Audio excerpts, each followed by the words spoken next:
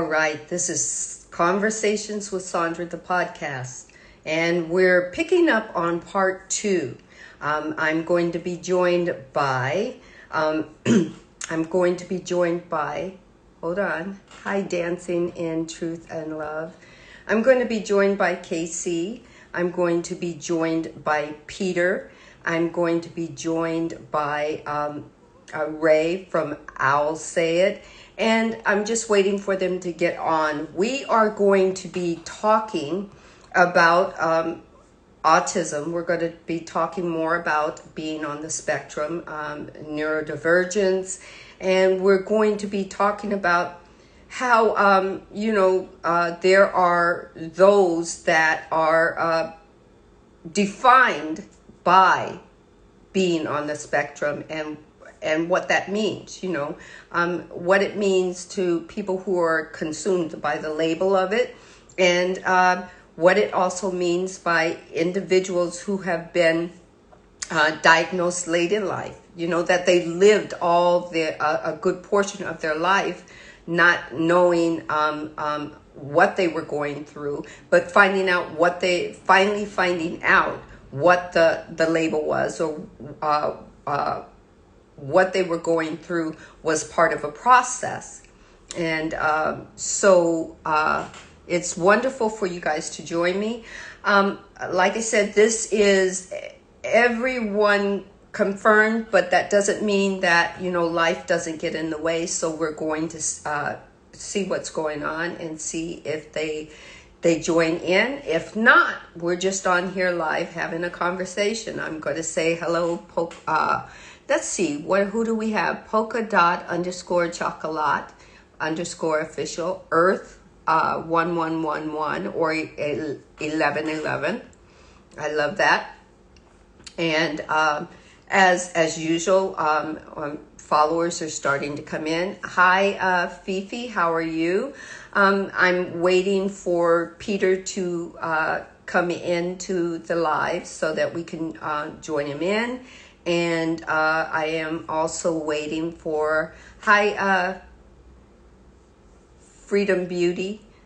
And I'm about to get that name wrong. Latrice, you know what? Yes, happy Monday. How are you? Here we go. Peter is in the room. Hold on a second.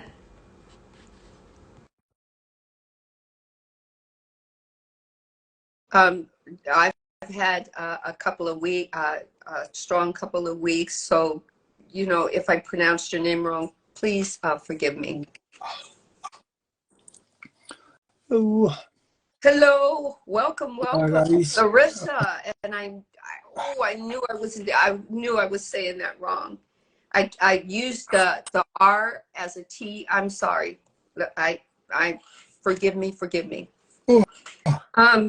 So did I wake you? I just woke up at 2 o'clock exactly. Oh. So I'm a bit like, yeah. So I'm like just waking up. Yeah. I was just getting a happy Monday from Fifi from Root to Crown. And Larissa has joined us from Freedom Beauty 50.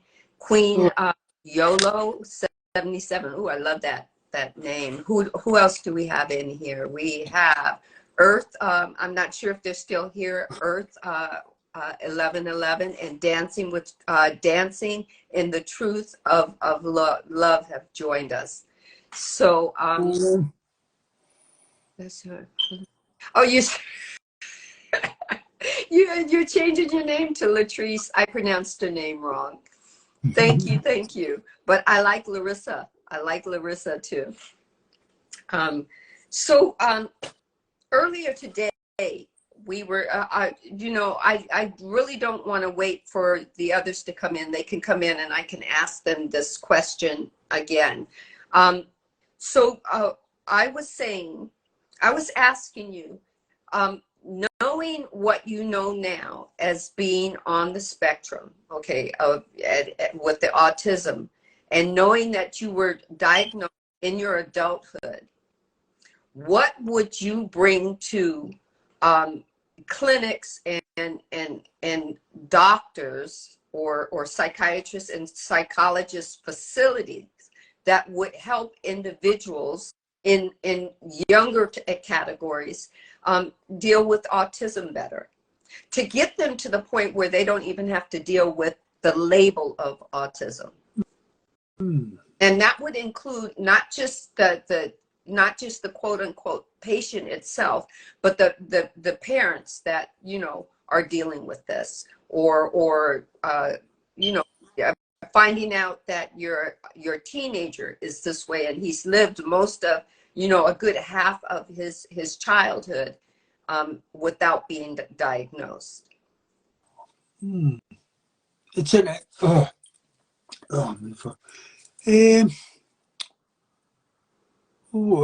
that's an interesting question, really. So what I'd say listen. Now when I say that is because I think listen to people and listen, because my mum, before I got diagnosed, when I got diagnosed, and my mum said to me, I've been wanting to do this sorry, I'm just waking up, so I'm like a bit, so my mum said, when you were younger, I was trying to get this for you. And what they said is, I was just highly intelligent. So back in like the 80s and stuff, you never really spoke about like autism or mental health then, so it wasn't really spoke to in the, so my mum tried for years to get me assessed, and they would just say no. So I think for me, I think listen. Also, there was another word, and I thought this was educating people about like what autism is, because people think, I'm going to use like the common thing I get, like you don't look autistic, you don't. So it's like, I think no, having a late diagnosis, it was brilliant for me. You learn, because I learned to adapt, but other people don't have that sort of like sort of the like it's hard to explain, but I've been thinking about this. I think it's about learning what autism is, what the education of what autism is, because I find that sometimes people aren't educated a lot. They think autism's like you've got to look, you've got to have an autistic look, as I say. So it's not like they think that you have to, how can I put it nicely? You have to look A certain way. a certain way, yeah. You have to move a certain way. Kind of, yeah. A certain way. And I personally think as well that these people that are in like jobs working with autistic people don't have a background in autism. They read it from a textbook. That's what I was trying to say before. They're educated in autism is this. Right. This is, and they have like, I think I remember someone saying that they have a medical journal. Yeah. Or something, and it's like they learn all like it has all different types of like what things are. Right. That's I think that was Olivia from Professor Sunflower that we were. I had a conversation with her yesterday. But I didn't see that one. But they have like a special. I can't remember it. Someone did tell me what it was called, and I can't remember. But it has all the like definitions and stuff, and they read it from that. They don't actually. These people make I think for me, I'd always say listen. That is always wrong in my head. Listen to people when they're bringing stuff up. Mm-hmm. Also, oh, oh, there was something else as well that came into my head, and it's just gone. Yeah, not gone. It's there. Yeah, it'll probably come later on. Yeah. Yeah. You're like, wow, okay. Yeah, it was really interesting Mm-hmm. for me. So then, Like, basically, in these clinics and in not to knock the clinical facilities and the psychiatrists and psychologists and people that are writing the books, but they pretty much got everything down to a basic of, if you fall into this category, this is what you are. And they have not expanded the category to include what really on the spectrum means, because the spectrum is just instead of everything being in a straight line, a spectrum is just kind of like if we just saw the circle, and the circle just got bigger and bigger and bigger, and everybody could be on the spectrum of being their own unique way of how they're accessing the information. Correct? yeah, yeah, Right. So. that's it. And I think some people, I think for me is I had to really get like sort of get my fight for my diagnosis, Mm-hmm. because I knew what it was. I knew there was something different about me, but I just didn't know what it was. And the doctors were saying it's depression, it's depression. And at the time, I did suffer with depression, but I was noticing like, oh, excuse me, let me just, intense highs and lows, which was very like, whoa. But they were trying to give me antidepressants, and I was like, no, this is something else. But that again is what the model of when you're trying to explain something to them, it's like, well, this is that category you fall under, that's that category you fall under. So it's very hard to like sort of like see what it is. Right, right. Okay, so yesterday we were, or was that this morning? It might have been this morning. God, time just, Yeah. moves. But definitely this morning for you, right? Because this is the next morning for you. Or yeah, this is yesterday for you. But we were talking about Ray from I'll Say It was talking about in the clinic that she noticed, they weren't addressing the mask, or they weren't allowing for not masking and stimming. They weren't allowing for that. How would you take that and put it into, or help clinicians understand how that needs to be put, or that needs to be part of the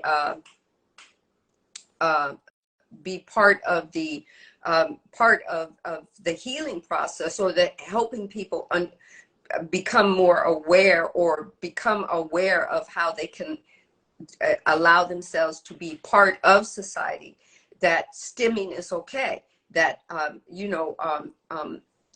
these things that they need, these coping mechanisms are okay.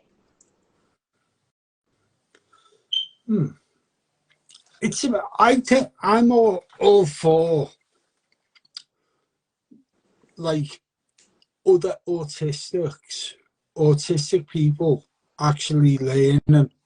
There is people out there, there's people on Instagram that are autistic advocates, and Right. they will show like what stimming is. My sister went to me with my nephew. Have you seen see what see what Ethan does, and I go, what? And he does this thing when he gets really excited, where he flaps his hands, like, and I went, oh, that's stimming. That's stimming, right? Yeah, and she was like, well, I went, yeah, he's just letting it out, and it's like, this is the thing. If like we go, what is stimming? What is it's it's a way of regulating.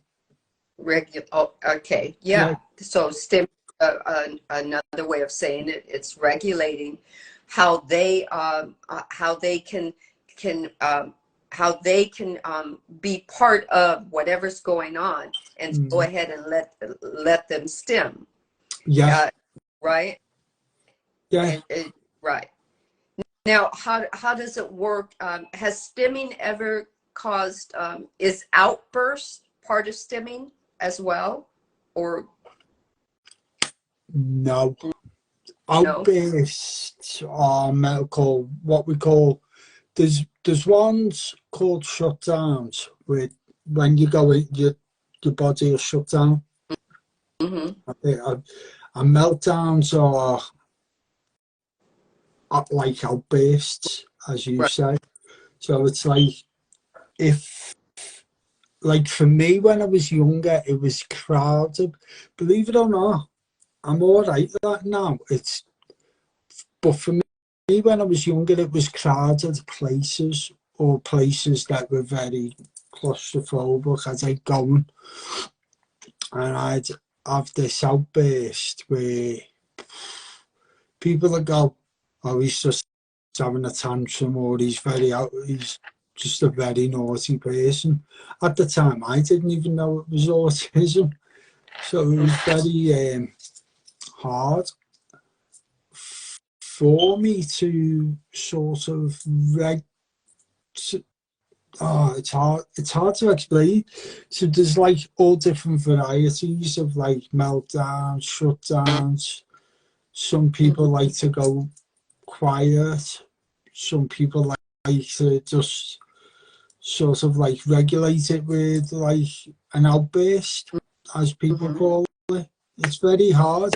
So what I'm saying is, to answer the question before, is I think autistic people educating other people actually does work, because I'm part of a group on a Wednesday that's run by our health service, and what we do for autistic people, we're a group of autistic adults, but they will ask us certain things about the service that they provide and how it can be better for autistic people. So it's very interesting, like, that they ask an opinion, and then other outside agencies will ask, well, how can we do this? How can we make this better for autistic people? And they're getting us to talk, have a voice, and that. So it's really interesting. And watching other people, when, like, well, like, I'm Tuesday morning here, so I'll be going off to my voluntary work about 9 o'clock in the morning. But that is a group of young adults, and we lately have been attracting young people with autism, and it's been really interesting, like how people like are all different on the spectrum. Because when we say the spectrum's the umbrella term, because there's so many. They have autism under the mental health, and I asked the psychiatrist, why is that under the mental health? He said, well, it's hard for us to categorise what autism is, because there's so many, because the spectrum's so wide. And I was like, okay, so it's under mental health. All right, so that, things like that made me understand it a bit better. Yeah, because and that's what I was thinking, that it's so wide. It's so, to say I'm on the spectrum, it's the spectrum is just wide. So I would have to, I would go, okay, where on the spectrum are you? Are you, for me, it's like, are you autistic? Are you bipolar? Are you schizophrenic? Are you, ADD or ADHD? What is that one? ADHD or ADD? Where and then there are things that we really didn't know. I'm thinking now that you even open it up, being on the spectrum is also people that are claustrophobic, all the phobias that we, you know. Cool. Yeah, it could be. It's Yeah, right. We just call them, we have just the label. Oh, you got a phobia. Oh, you have a phobia to. I remember I was I don't know where I saw this. It might have been it's an actor who has a phobia to circles within circles, circles that link each other. oh, And okay. Never did. continuous circles that link each other. So they're like this, and she has a problem with that link, that circle within a circle, and link each other, right? And she, that's who knew that was a phobia.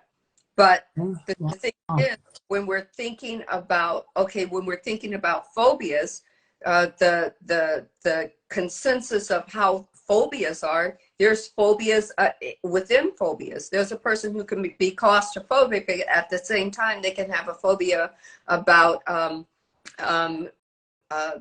being alone in the dark, or whatnot. But isn't that isn't that part of the spectrum? And then I have the thought that if we're talking about the spectrum, then we're talking about the spectrum being not in a straight line, and maybe you aren't, maybe a person who is autistic or a person who has being claustrophobic, they aren't broken and they don't need to be healed. That's just the way they're identifying with the information that's being fed to them. Right? Yeah. I mean, that's the way I see it. So my question is, are you really broken? Is it really a mental disease? I mean, this is all my questions. And the thing is, I really want to understand, people that are close to me that I've been told that they're on the spectrum, or they're autistic, or or they have this mental incapability, and I want to understand it more. And I think what Source has done is drawn me to you, because you didn't get diagnosed until you were in your late 30s. Am I correct? Yeah, I was 35. I was 35 when I got diagnosed. Yeah. And for me, ADHD, yes. Yeah, for me, it's not about, like, I always say that people go look at me weird when I say this, but I always say I was made up. I was diagnosed at a later stage in life because I learned coping mechanisms on how to probably deal with like mental health,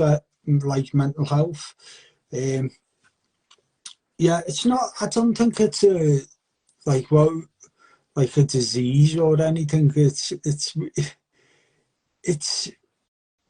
a way of your brain thinking differently. So it's like that's the way I'd put it. But I think as well, I always think we've got to be careful on how we say things sometimes, because sometimes it can be, people have this way of saying things. It's like, wow, okay. But when you think about it, it's, I think the reason why it is under the mental health umbrella, for example, is because could bring you into a room of 50 autistic adults, and you will not go. I've only ever seen it once where I've seen similar traits. So you'll see, like, I can't keep eye contact with people I don't know. So I find it very hard that way. So I'll look away, I'll go like that, I'll look anywhere. So what I've started doing now is picking a point on a wall and just focusing on that. Or someone told me to look at someone's nose, but the centre there. So I learned all these little sort of things, but I think I'm jumping all over the place here. It is very hard to, like, sort of. Cheers. I mate. It's very hard to pinpoint how, what, why. Oh, no, I think I get it. You can have,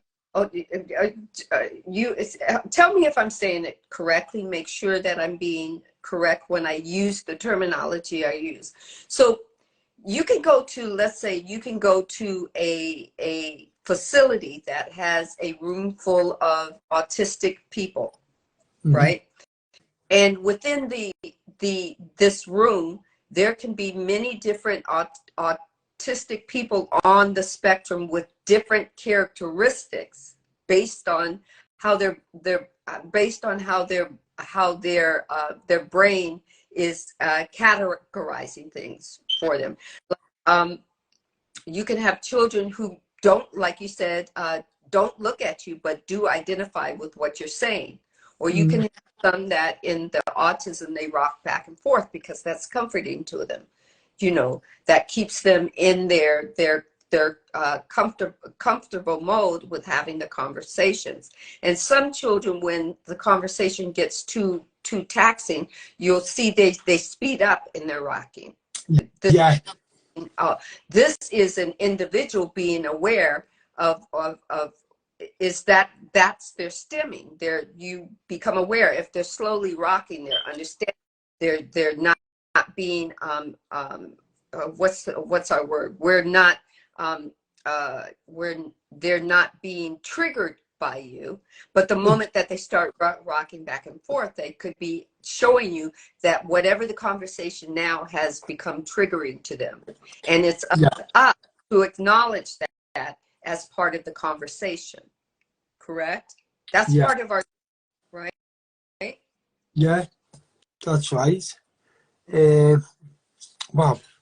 Yeah, it's just you wouldn't see anyone with the same autism because everyone's different. Everyone regulates, and everyone has loads of different ways of, like, stimming and that.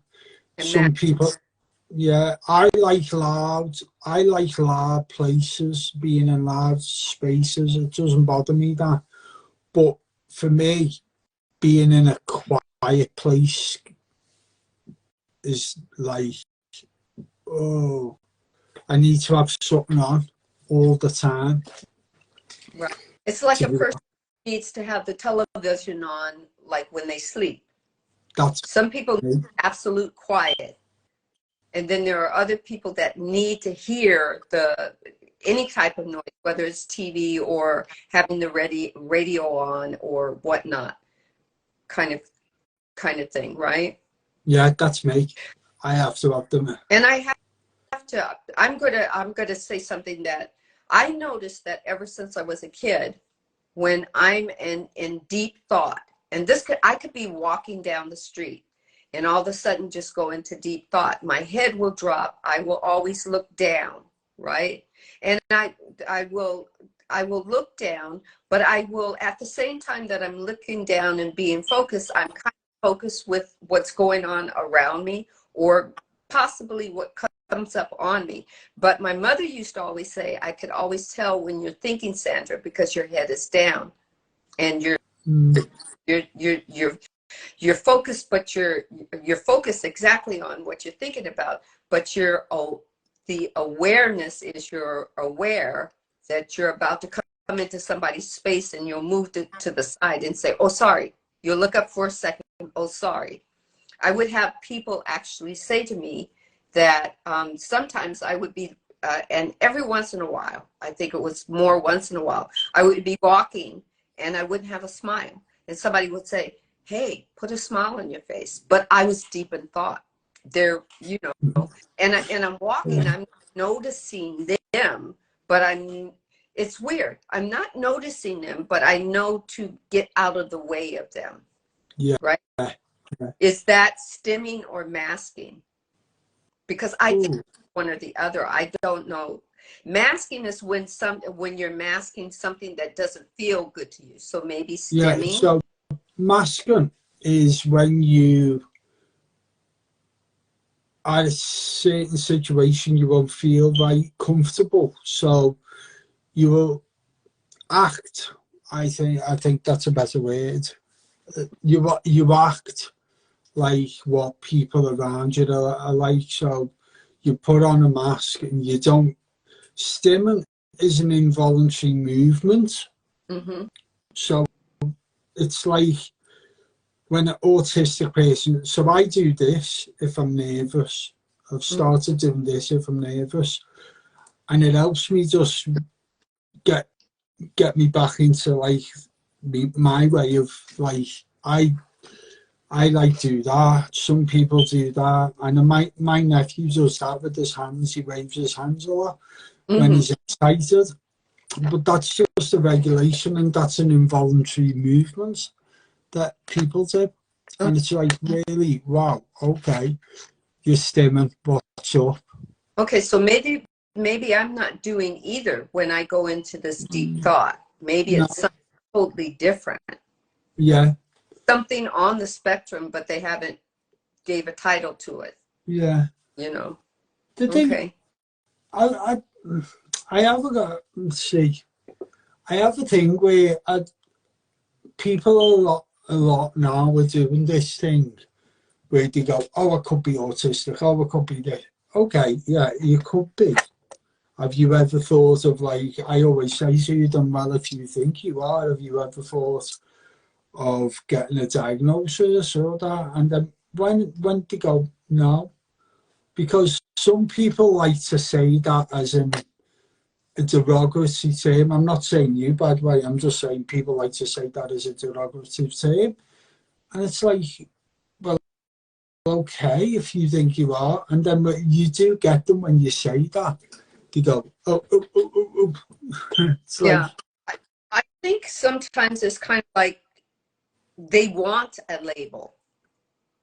yeah. Do you know what I mean? It's kind of like they think as it's the cool thing to have a label because they want to be part of something.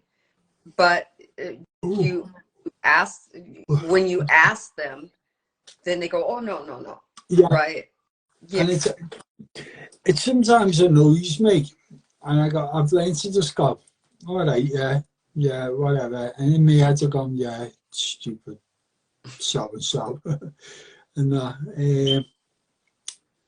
But that's it. I think, yeah, autism is a really big spectrum where we could talk for weeks, months, years about it. That's the thing. Yeah. And that's a problem. You could talk. Oh, it's right now, I think. Let me see if I can invite her in. Hold on. Okay, let's see if I could. She's there. Hi, Owl. Hi, Ray. And let me get my, oh, hold on. There we go. There we go. I'm just seeing, did it take? Ray, did it take? Let me know if it took. You have the problem that I have, Sandra, when we do lives, because someone will pop up with wanting to come in the room. So many cross-reference. Yeah, I think a lot of people do cross-reference. Well, it's kind of like You keeps coming up. So Ray, let me say, tell me what it's saying. It says she was unable to join. Try again. Okay, hold on. Okay, let me try it that way. Let me see if it'll take that way. So many cross references. Yeah, because it's kind of like you finding out that you have a cough, and then you find out that you have a fever, and then but the cough and the fever could cross so many things. It could be you're getting the flu, or it could be you got a cold, or it could be you come down with some other things, because the cough or the fever crosses many things that you could have. Hi Craig, how are you? And like spectrum is so big, you know. So I think that's what he means. Fascinating that there's so many things to cross reference, because who knew that we could talk about neurodivergence and that be part of the spectrum. Okay, so for me, you just kind of added something new. I mean, the spectrum, the spiral of it, that's what a spectrum is. It's just a continuous spiral. And where each individual falls on that spectrum, it contains similarities. Oh, and look, he just said similarities, etc. You know. Yeah. So, welcome, Ray.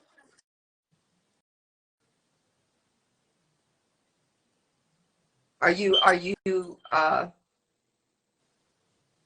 Oh, she's on mute.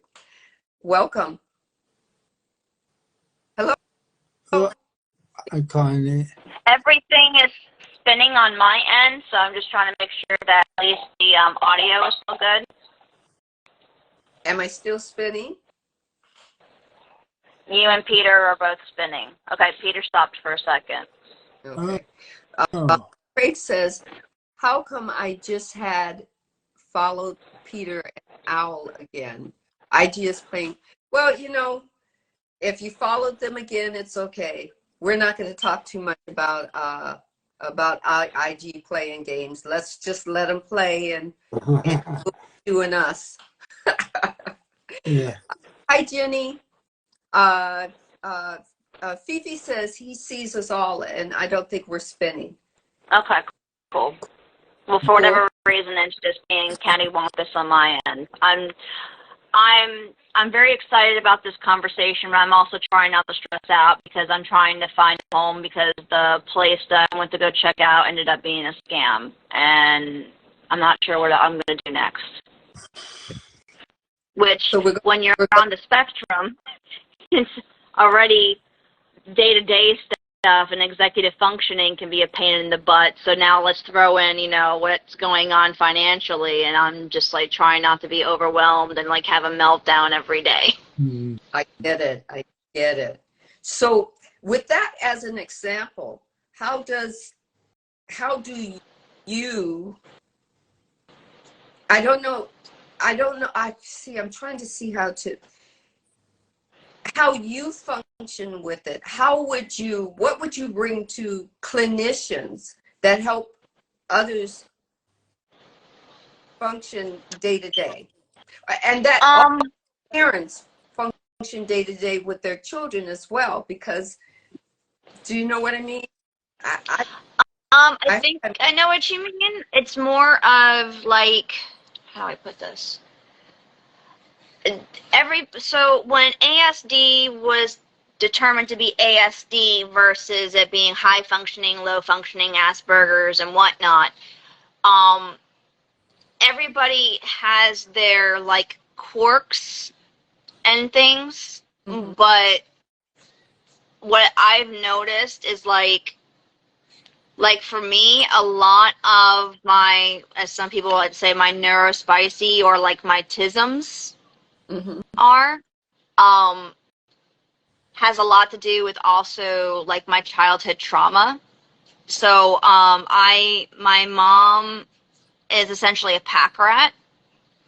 So when I see too much clutter, it makes me very anxious, and it makes me feel just unsettled in general. And as I got older, I started to realize, and again, you know, late diagnosis, so I'm just starting to kind of put all the pieces together.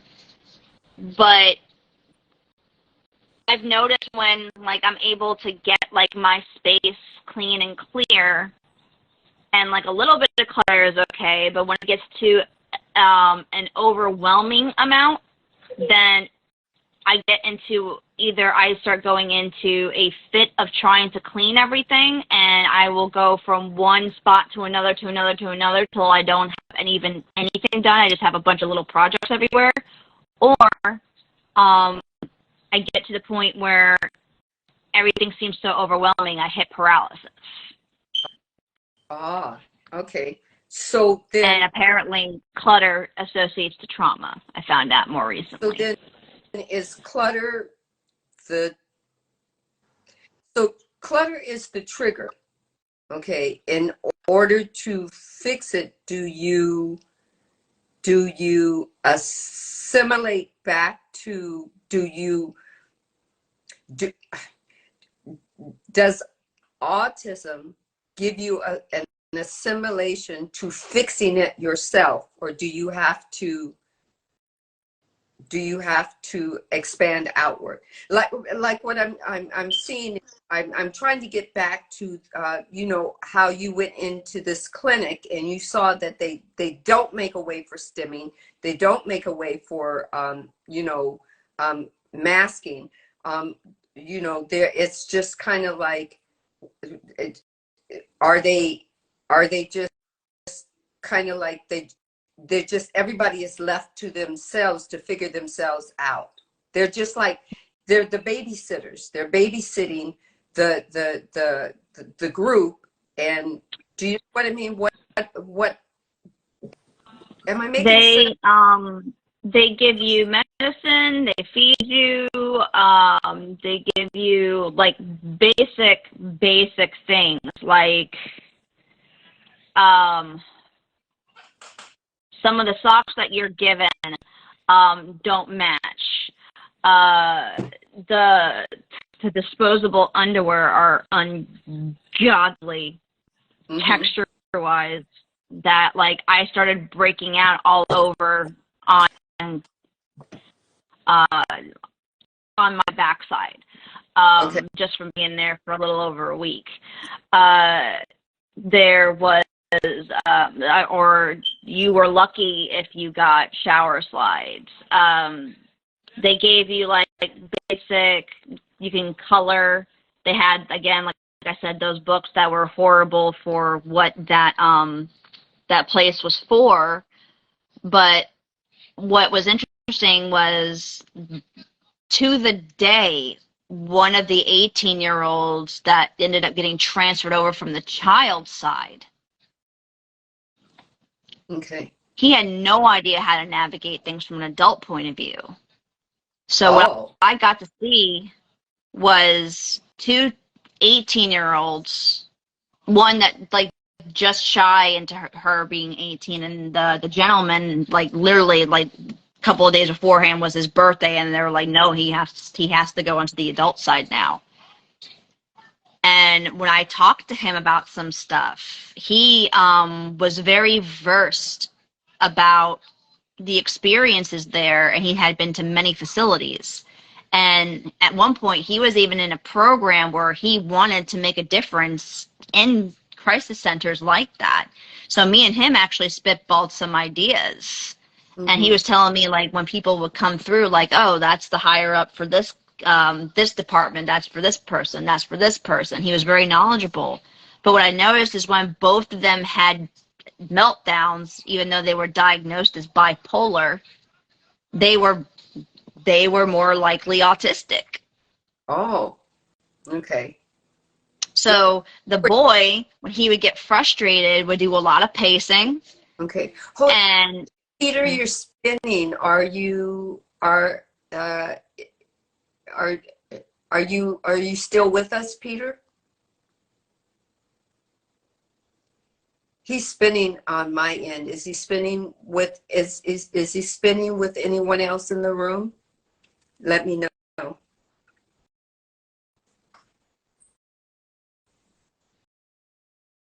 Are you muted?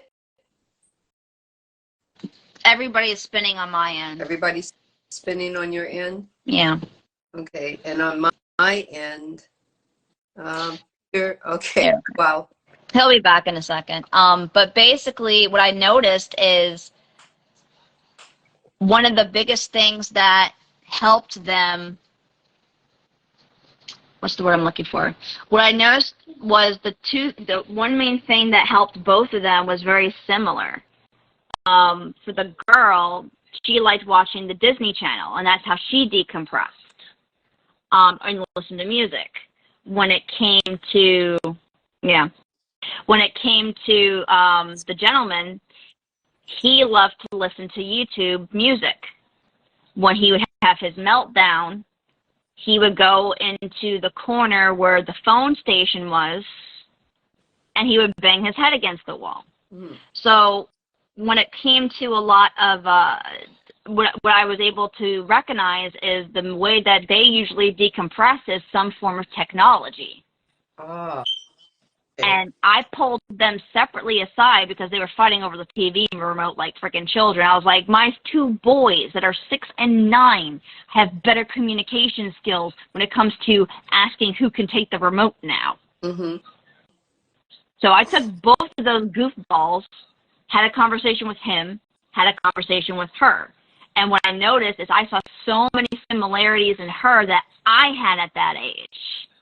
So I knew in that moment I had the choice to reparent myself, my 18-year-old self, to help her. They were, let's see, they were Mm-hmm. disconnecting from reality. Hope. Yeah. I mean, that's what Fifi says. They were disconnecting from reality to cope. They were both in their own separate worlds trying to have a conversation with each other. Is that the way? Now, Ray is, are you still with us, Ray? Yeah, I'm still here. Okay. Is that the way that they were having this disconnected conversation? They were both in different worlds having a conversation about what they wanted. Mm-hmm. But there were similarities still, too. And I explained that to both of them.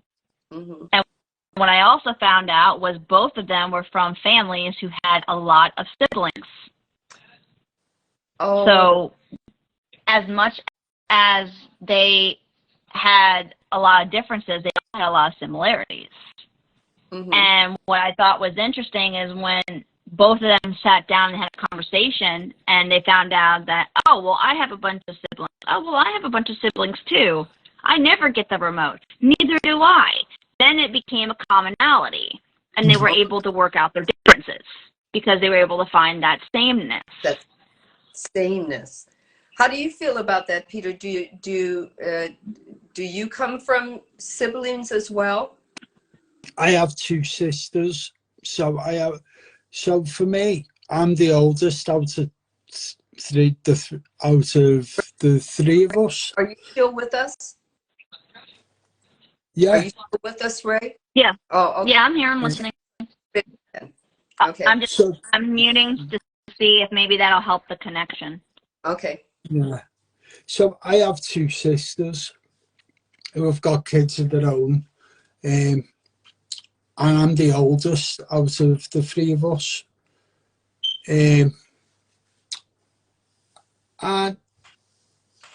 it wasn't until I was 35 that's when I really started coming into myself, noticing my behaviours were really erratic. And a very close friend of mine went, Peter, do you ever think you're autistic? And I went, no. Why would I be autistic? I don't act like you. That's what I said to him. And he went, you're on the spectrum. And this was before I got diagnosed. I went, nah, I'm not. But then when I went away, I thought about it and went, maybe I am. So I just didn't think about it. And then it was when I had a really bad mental health episode, that's when I started being more aware, being more like, what's this feeling? What is this feeling?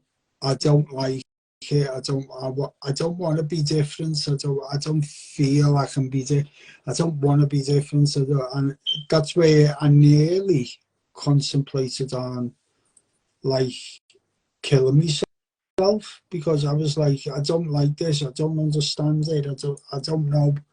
And then that's when I went to the doctors to get help. Now, when I was explaining things to the doctors, they were saying, oh, it's depression, it's depression. Now, I could understand because I did have a little bit of depression, but I was noticing I have these, I noticed it more in my adult life than I did when I was younger. I was getting these euphoric highs, and then really, they were up and down, and I was like, oh, I can't explain it. So what they done, a few days going back and forward to the doctor, I started looking at bipolar, because I did notice that some things of bipolar and ADHD are the same as autism. Because I noticed it, seeing it in my friend, what I was going through. So I was like that then, and I went back to the doctors. I went, look, this isn't depression. They went, what is it? What do you think it is? I went, it's bipolar, because that's what I thought it was, genuinely, because I looked on the National Health Service website, and I was like, oh, okay, this is something completely different. And then arguing with the doctor till I got what I wanted, really. And it was like,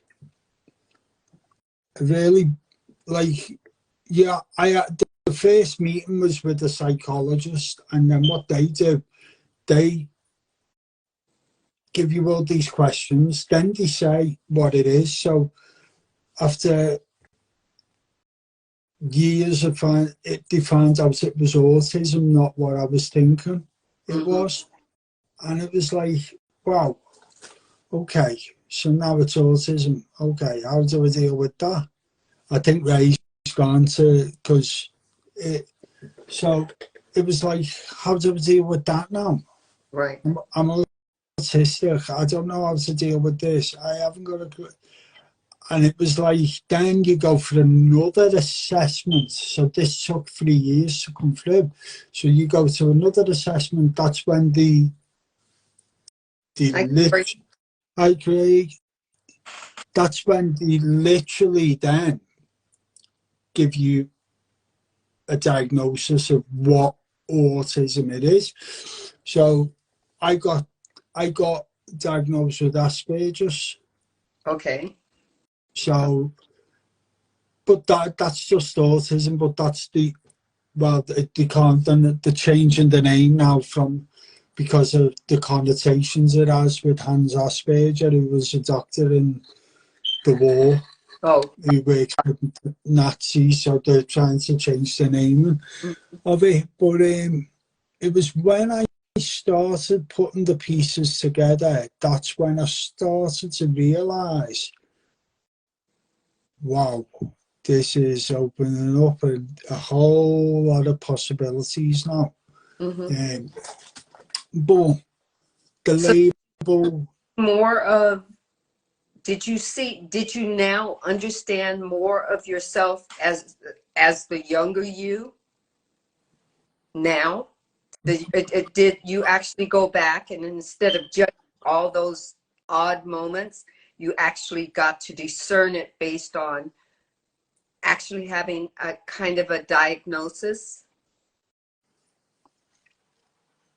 Yeah, yeah. I could go back and go, oh, okay, that's why I done that. That's why I done that. That's why I was. That's why I done that. That's why I done that. A lot of things made sense then. But growing up, it was hard.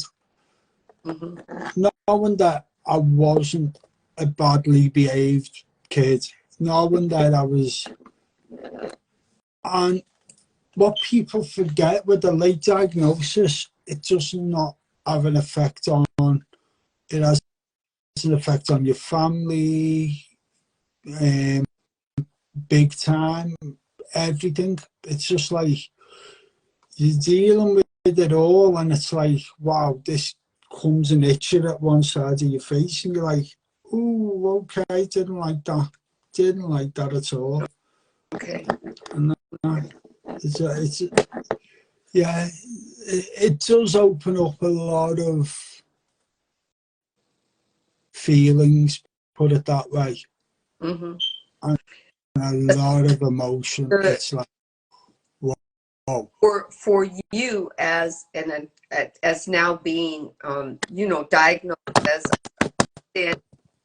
putting your feelings in a different perception. Now, does it help you help your, or did you find that it helped your father, your mother, your sisters understand? They went, okay, now I understand why you did X, Y, and Z when you were 13 or whatnot, and then bring it forward into understanding you more as an adult. Yeah. Did it? Yeah. Did it help mend, or did it help kind of put it in perspective as being adults and understanding, well, now I understand Peter a little bit better. And as for your sister with her son, she understands her son a little bit better, right? Yeah. I noticed straight away that my nephew was autistic before my sister did, and I was like I've said to people, like, I said to my sister, get him diagnosed. She went, why? I went, I think he's autistic. And the best power an autistic has is seeing another autistic before, because my mate picked up on me being autistic and being on the spectrum, and he was autistic, and I picked up on my nephew, and I think that's like one of our, we can always, how can I put it? Have you ever watched a program and they do this one scene where one person's in like a really bright colour and everyone's in dark? This is our, so that's what it's like with an autistic person, but he can see another autistic and another autistic person in the same colour, and that's the only way I could explain it. That was good in my head. Perfectly. It's everybody else is wearing black and somebody's wearing orange. And you can tell that's actually, it's a reflection of it's a reflection of you out. You can see them in that reflection, right? It's not exactly you, and it might not be exactly how you or your autism functions, but you can tell that light of them that reflects you back. Your reflection is you bouncing back from them, and you go, oh yeah, they've got a little of me in them. Yeah. Right. That's it. Yeah. Right. Is that it's similar to gaydar? You just know. Yeah, but you were diagnosed, Ray, on the spectrum as well as them finding out about your sons being on the spectrum. It was happening all at the same time. So you had to help regulate their autism while you were being diagnosed as autistic, right? It's kind of funny because and I'll give a little bit of feedback of knowledge that I know when it comes to women on the spectrum. As I've stated on multiple lives, women didn't start getting properly diagnosed, as well as indigenous cultures also, until 2013. Right. So for the longest time, it was considered a condition that was only Caucasian males. Right. Now, right. One of the things that is a big notifier for some people, especially if they think that they might have been misdiagnosed with like BPD or bipolar, or schizophrenia even. If you were diagnosed with ADHD first, and they gave you one of those diagnoses, there's a good possibility that the doctor didn't see the symptoms of your autism. Okay. I was very thankful for my doctor, because after I had the conversation with one of my coworkers who was on the spectrum and we had that dialogue, it made me curious. I was already curious when it came to my son's health. Mm-hmm. But after talking to her, that's when I got in contact with my doctor and I said, hey, I'm curious, is this a thing? And she says, well, you said you wanted to go and get the test. But I went to get the test for my ADHD to be confirmed. I came back out with ADHD and autism. Yeah. So I kind of got surprised by it, but I had a sneaky suspicion, but everyone was like, you can't be autistic. You don't look that way. You don't sound that way. And it's just like, you know what? Maybe you're right, but I'm going to go and get tested, and they're the professionals. So they must know, right? Right? And here we are, but they're the professionals. They must know, but they're basing their professional knowledge based off of what they believe a healthy mind is. Neurotypical opinions, yes. Yeah. Yeah. And I think that's the problem you have when it comes to autism, is that people think what was it? It's just gone on my head. That you should look away, act a certain way, do certain things, STEM, be very intelligent and stuff, and you like there's all the stereotypical aspects of. But as I've said, everyone's different. Mm-hmm. Like me and Ray are so different, but the one thing we share is we're autistic. Mm-hmm. And that but I think like what you have, and this goes back to the first question, I think, as well, is you have like people are not, like I said, I think I said this in the last part, the first one we done. A lot of people still have that sort of thing where they think autism has a look, you can't be autistic. You can't, if you're very articulate, you can't be autistic. Yeah, it's. I think what we've got to be careful of is how the label sort of, like the label doesn't define me. It just makes me aware. Thank you. Of what I am. And how I feel about labels, because most people define themselves by their label, Yeah. So thank you for saying that. Yeah. Or if we have a label, my label doesn't define me. I decorate my label with who I am. I wear it with pride. Yeah. And that's the thing.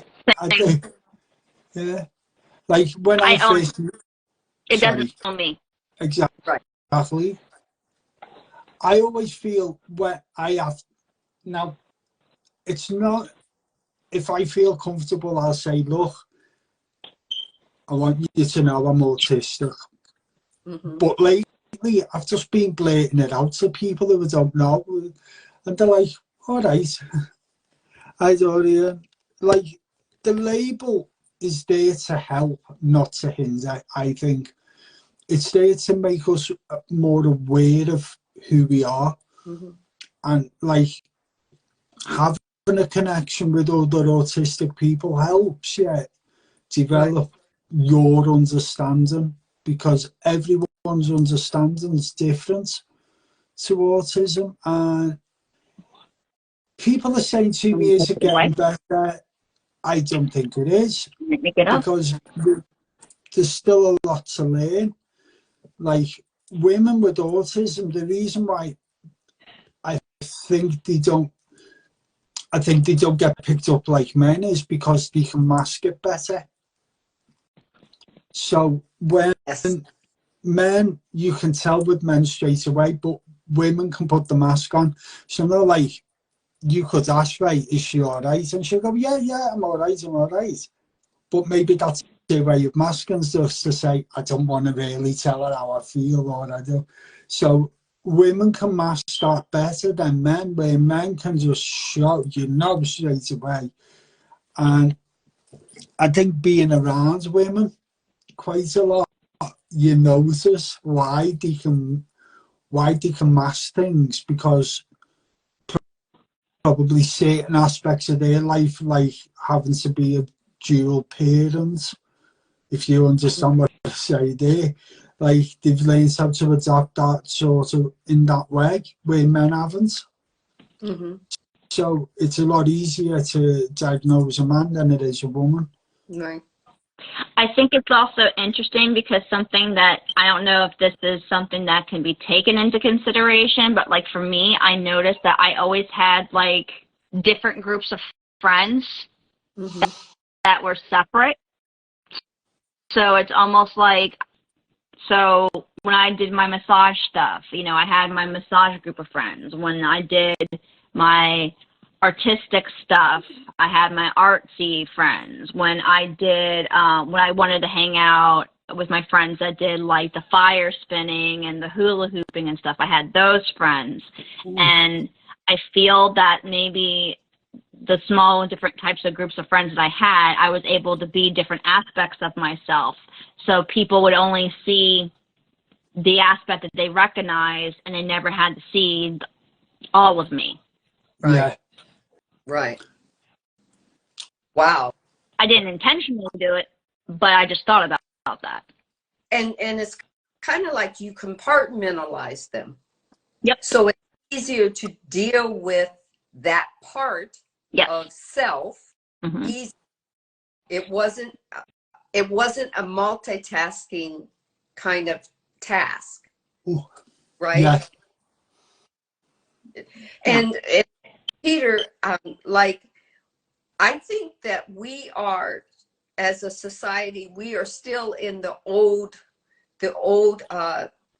version of viewing autism as we're viewing it from an old version or vision, that we are assuming that this is, and I'm going, forgive me if I mimic and it triggers anybody, but when we first thought of autism, it was a child rocking back and forth, and this was, oh, I can tell he's autistic because all he does is rocking back and forth, or you give him something and that stops the rocking for a moment. And we're still in that old category of thinking that we can identify autism by a feature or a movement.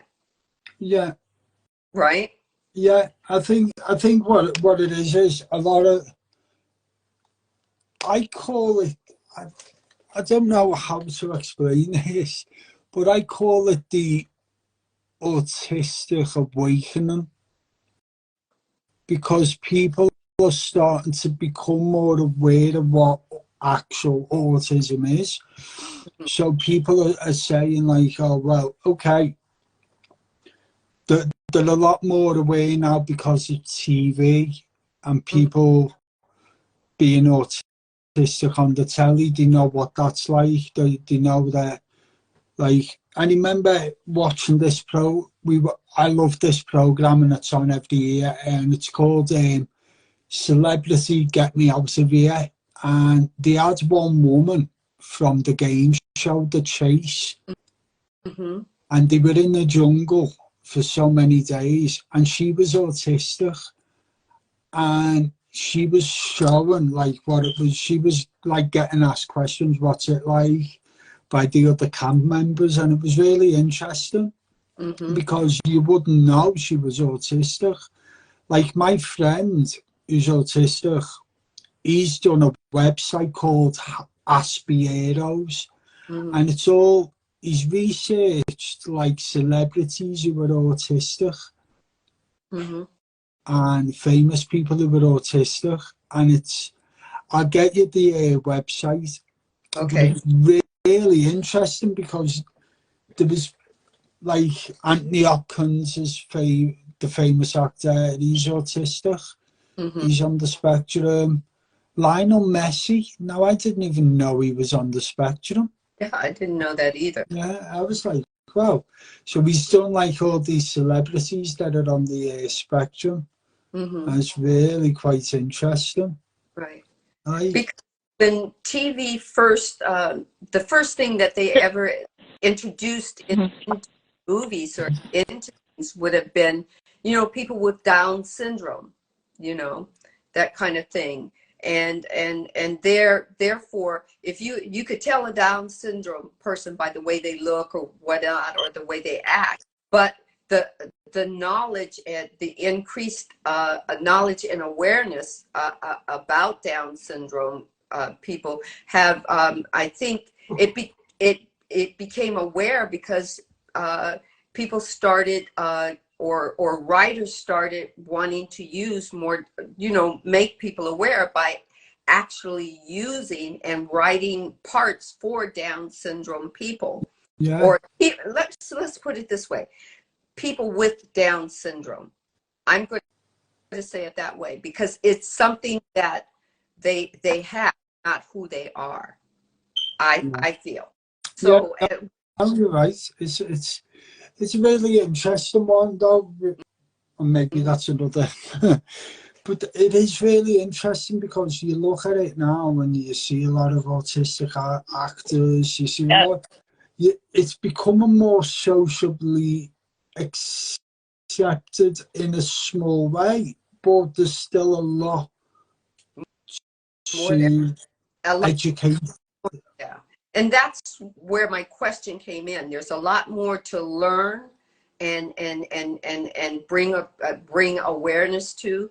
And it's not just like on Instagram or on Facebook or whatnot. It's actually in the mainstream, what we call, when we talk about mainstream, I talk mainstream because I'm on my platform is spiritually based. So I see things that from inward outward. But when we're looking at like Ray was saying, she was in a facility and didn't realize how much the outward world was not knowledgeable of what autistic people may need, or bipolar people may need, or schizophrenia, you know, people, or, you know, or actually addressing, well, what voices are you really hearing? What personalities are you having? Are the personalities part of you know, us, what would we say, either stimming or masking, we have all these personalities that will come out of us that protect us, you know. So is a person really having you know, a schizophrenic moment, or is that really masking or a meltdown? Yeah. So when people are being diagnosed, are they being misdiagnosed because they're having one label fits all?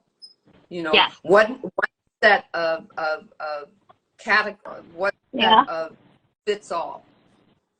Yeah, I think what it is, yeah, I think we are living in that sort of mindset where one thing fits all sort of thing when it doesn't. When it doesn't, When right? it doesn't, because you could say with the, say for example, the spectrum, it's so different Mm-hmm. and not one size fits all.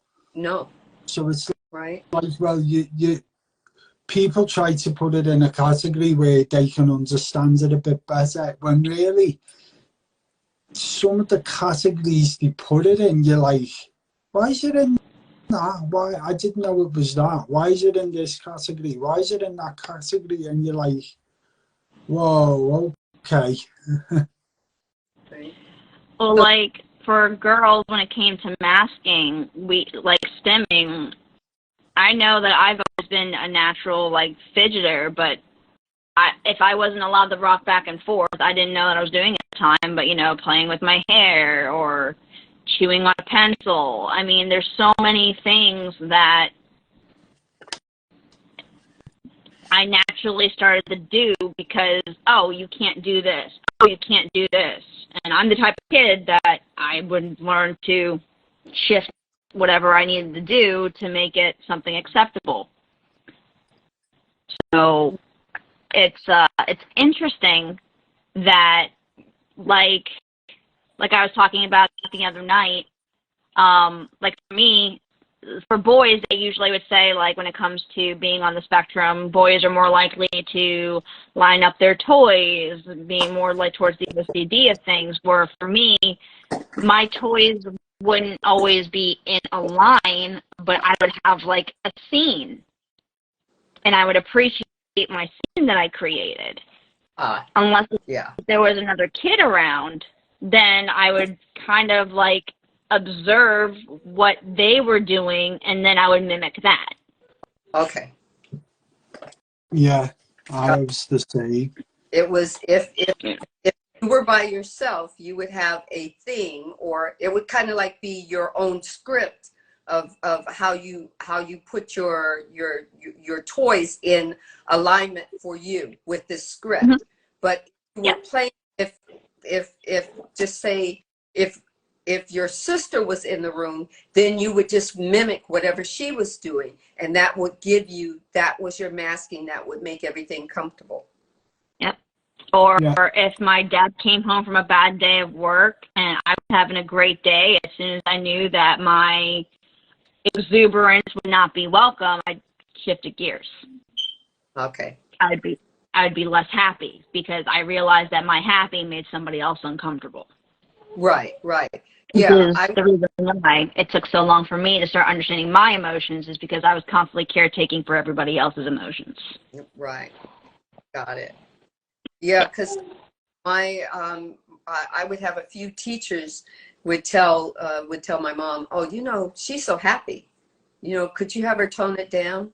You know, because my happiness would, and I finally, you know, not finally get it, but I understood it as I came out of, you know, my pubescence and my being little and more teenager, that my happiness would disturb the class, because my happiness would mean that I was either talkative or fidgety in my seat, or kind of thing. So, but it wasn't something that my mom would say, okay, be less happy, Sandra. My mom would just say, keep being yourself. It's okay. You know, and the teachers would, what the teachers would do was, if I was an A student, they'd give me an A in the class, but if I disturbed the kids, you know, they couldn't say she's too happy, but I would go from having AEE to having an ASS, you know, being satisfactory but not excellent. You know, it would be that kind of thing.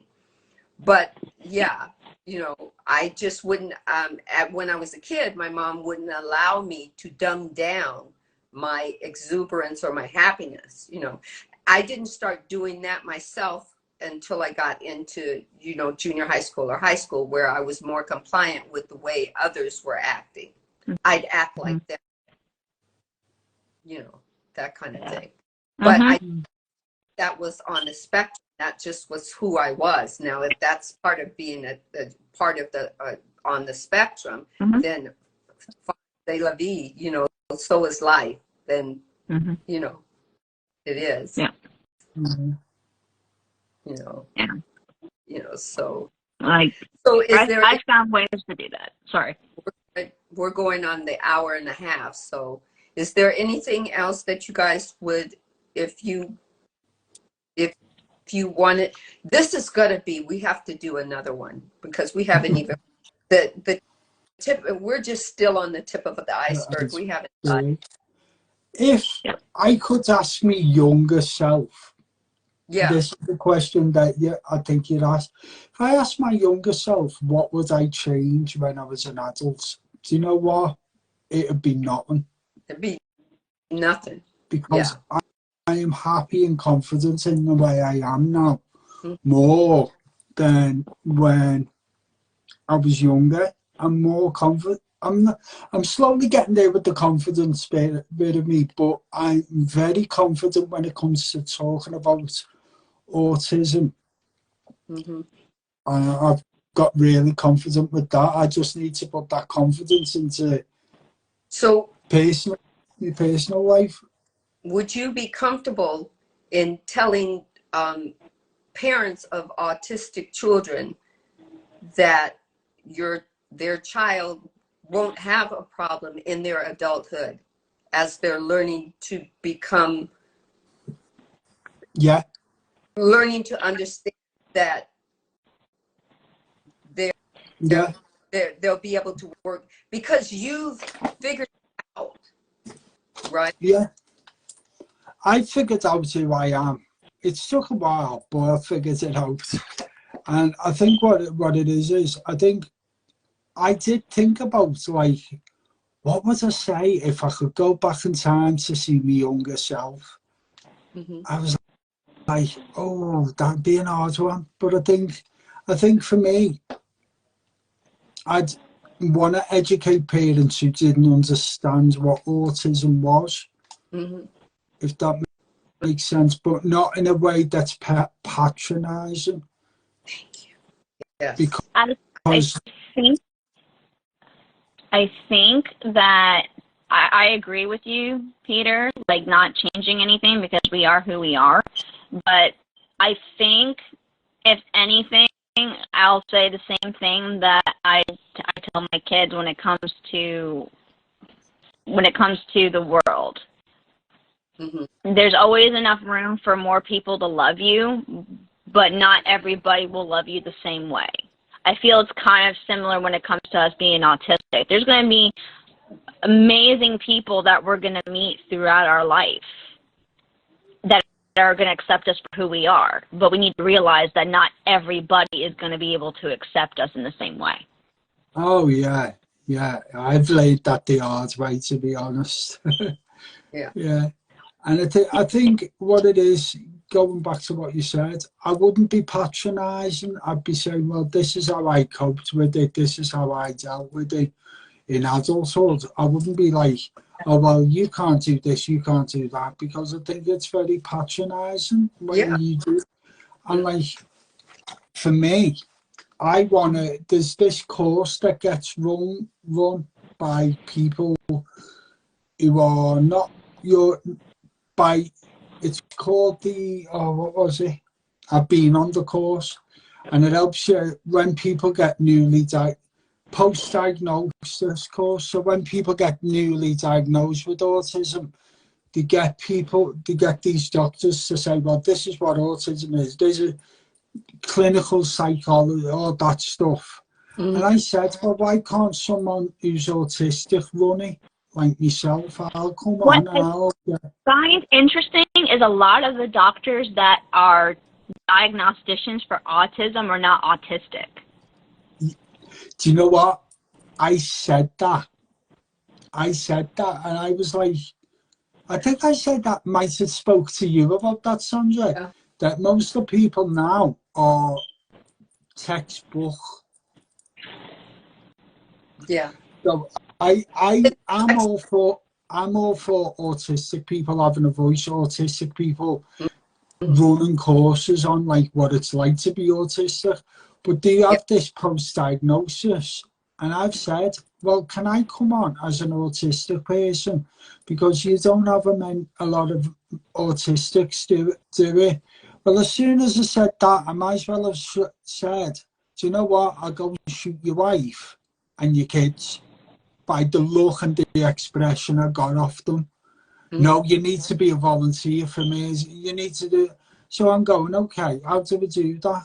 You've got to go down here. And I'm like, is that your way of saying no, but telling me all these things to throw me off?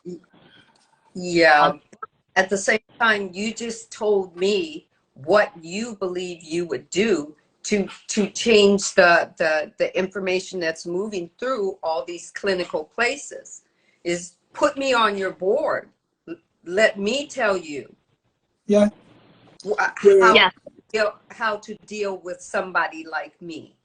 This is what I would need.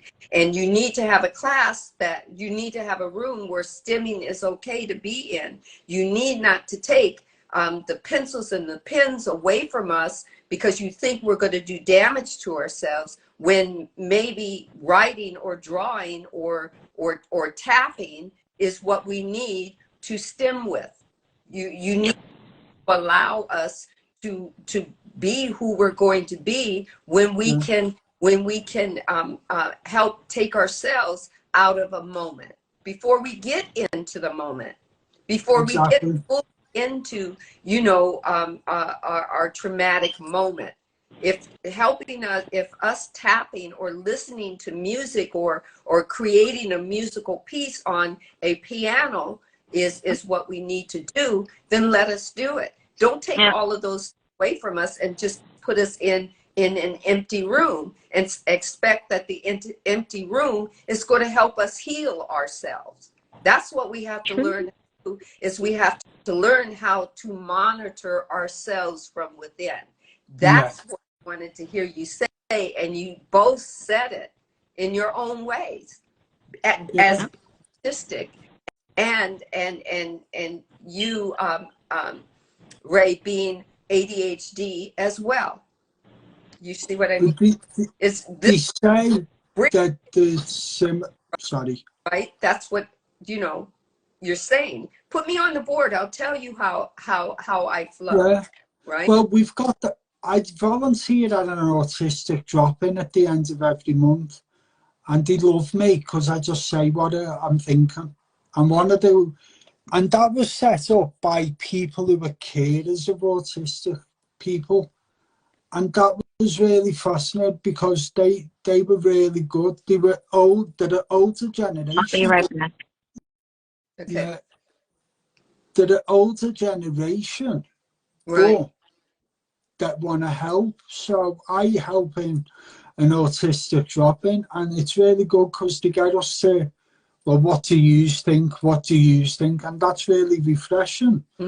And that you've just reminded me, I've got to plan a workshop for this month. I'm about to close this out, but I want to wait for her to come back, because that's the thing, is if people who aren't, it's the same thing as when I was raising my kids, when I was having babies.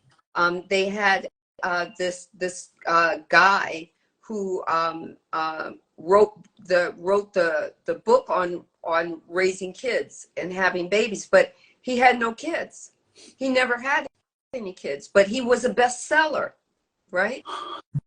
He only brought the version of the of the clinical part where they had a group of women that they did a group of 25 women. They had 5 separate things, and they gave this to the women who had kids, and then they gave nothing, and they had their you know, their clinical things in the book, but it wasn't about, you know, this man being a father or being a single parent, but he wrote this book that, you know, all the women who were having kids and raising kids are being right.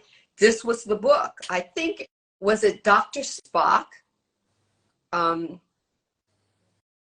can't remember the name of the doctor that wrote the book, but it was like, I was just, when I was reading it, they gave me this book as part of, you know, when I had my first kid, you know, they gave it to you as reading to help you become better at being a mother. And my first question was this guy ever a parent, or did he just write a book? You know? Yeah, yeah. Right? And that's like autism. A lot of people don't understand it, and then you're getting these people who are clinical, where they're going, well, this is this, this is this. Why don't you do it this way? One day I had to say to them, why are you arguing against yourselves? We're the people with autism, you're not. Right, right. And why aren't you asking us? If things are working for us, if we found a way to help ourselves move through life with something. For me, it's not gonna. I'm not gonna say I'm autistic. That's for you. But with autism moving through me, Peter, have found a way to cope with, not just to cope with life, but to excel at life, to not just survive, but to thrive as a person that has autism moving through me. I've found a way. Why don't you want me on your board, or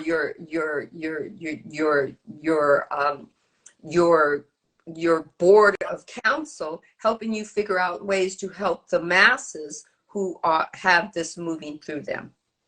do you know why? They're scared. They're scared. Yeah. That's it. That's just one word I could say. They're scared. Right. Of it. So with that said, I know you have a project that you have to work on, and we are really, let's see, what we started at 6 o'clock, so we're at an hour and a half. I don't want to keep this like too long, because basically I want to bring you back for part 3. Right? Yeah. So, I apologize. I was making sure my little, I was finishing up with him in the bathtub really quick, but I didn't realize, I didn't get a notification that you were live until when I hopped in the first time, and I was just like... Right. It's okay, because I knew you had to work with the little spiritual being, and that's what, you came in just the right time. Yeah. So we will pick up part 3. Well, yeah. I'm gonna need part 1 and 2 sent to me so I can upload it onto my YouTube as well. I'm gonna. I thought I did send it to you. I thought you did too, but I think I need it resent because I don't know if it timed out or if I just can't locate it because we've had conversations since. Oh, okay. Yeah, let me see. I think all I can do is tag you on them. Let me see if I can find them and tag you on them. Right there. Okay. I don't think I can as you as the company.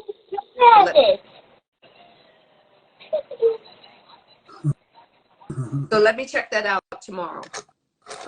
All right. Sounds good. Okay. Bye-bye. All right. Have a good night, everybody. I'll catch you later. Everybody. Bye. Us. Thank you. And she no ku she na te u te ku she na te ne hi no to she na to ku o me o tai she ku na ki she no to u she no to ku tai she no ku. Namaste. Namaste. Yes.